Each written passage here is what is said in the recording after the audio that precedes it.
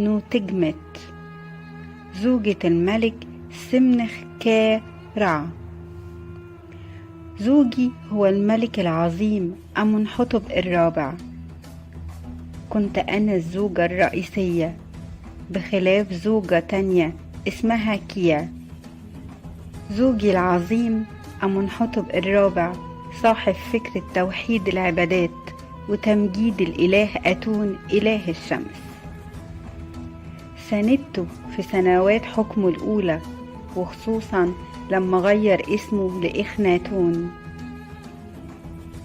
أنجبت من زوجي الملك 6 بنات: ميرات أتون، ميكات أتون، عنخس آن با أتون، ودي زوجة الملك توت عنخ أمون، ونفر نفرو أتون، ونفر نفرو رع، وستب إن رع. ساندت جوزي الملك في الإصلاحات الدينية والاجتماعية، وانتقلت معاه لأخي تاتون أو تل العمارنة. كنت مشاركة لي في الحكم وموجودة في الاحتفالات والطقوس، حتى في الحملات العسكرية.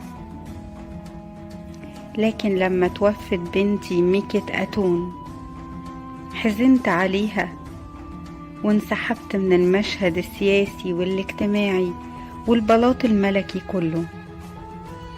حلت مكاني بنتي ميرات أتون، وأخدت لقب الزوجة الملكية. مت بعدها بفترة لحزني على بنتي، وده كان تقريبا في السنة 12 لحكم جوزي الملك. أنا زوجة الملك العظيم إخناتون، صاحب أول فكرة توحيد للأديان في التاريخ كله، وأم الملكات، دي أنا الجميلة نفر تيتي.